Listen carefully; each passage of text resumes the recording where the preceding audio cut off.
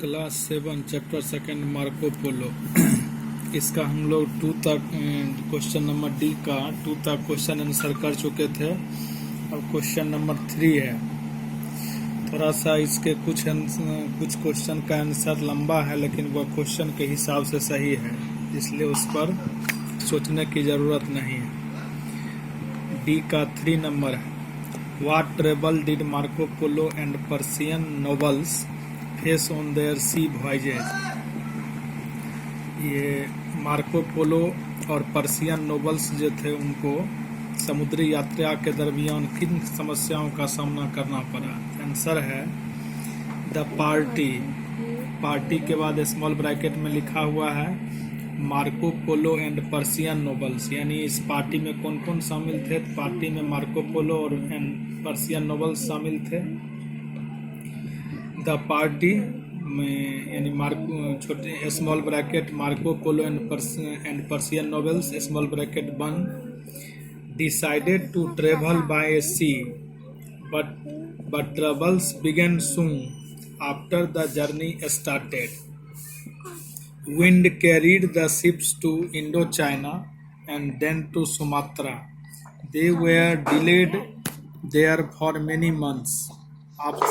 After months of sailing, they reached Ceylon and touched India and East Africa before they reached Persia. Full stop. The princess arrived safe and sound, but two of the 3 Persian noblemen who had started the journey with her died on the way. ये question number 3 का answer खत्म हो गया। अब question number 4। How did Marco Polo make their friends believe the story of their journey to China? How did Marco Polo make their friends believe the story of their journey to China? Marco Polo ने अपने दोस्तों को कैसे इस बात का विश्वास दिलाया कि वो चाइना की यात्रा पर गए थे?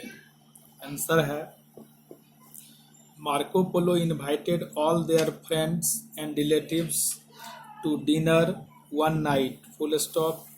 He was wearing the rough ROUGH rough फिर कोमा है ragged clothes he had worn WORN worn on the journey. Full stop.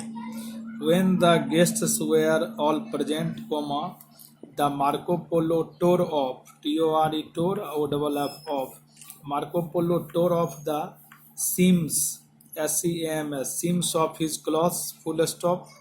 Precious stones and jewels flew linings of the clothes before the astonished eyes of the guests. Full stop. In this way, Marco Polo made their friends believe the story of their journey to China. अब question number 5 है। Where did Marco Polo write his book? Why did it become famous? Marco Polo ने अपना किताब कहाँ लिखा? Marco Polo ने अपना किताब कहाँ लिखा और उसका किताब इतना प्रसिद्ध क्यों हुआ? इसमें 2 क्वेश्चन है, तो दोनों का आंसर जो है पहला का आंसर है क्वेश्चन है where did Marco Polo write his book. इसका आंसर हो गया Marco Polo wrote his book in prison. Full stop. अब पैराग्राफ चेंज करके सेकेंड पार्ट का आंसर है Why did it become famous? इसका आंसर हुआ It became famous because he had written not so much about his own adventures as about things, places and people he had seen. ये question number 5 का answer खत्म हुआ। अब question number 6 है। Describe in your own words the journey of Marco Polo to China. आप अपने शब्दों में मार्को पोलो जो चीन का यात्रा किए उसका वर्णन कीजिए। इसका आंसर है इन 1271, 17-year-old Marco Polo started on a journey to China with Niccolo Polo, his father, and Maffeo Polo, his uncle. Full stop. They traveled from Venice to Asia Minor. then crossed the Black Sea into the Crimea. Full stop. From there, they made their journey across the deserts of the Persia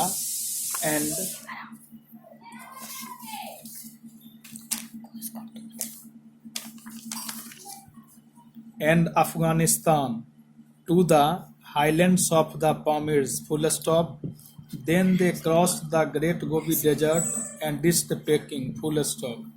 Paragraph change. The Polos went to the court of Kublai Khan. Full stop. Kublai Khan received the travelers with great kindness. Full stop. Kublai Khan did not want these travelers returned back to home. Full stop. फिर paragraph change है. When the marriage of a princess of Kublai's family has been arranged with his grandnephew, then these travelers had gotten a chance to return their native country. Full stop. फिर paragraph change है. Lastly, they returned to Venice in 1295. Lastly, they returned to Venice in 1295.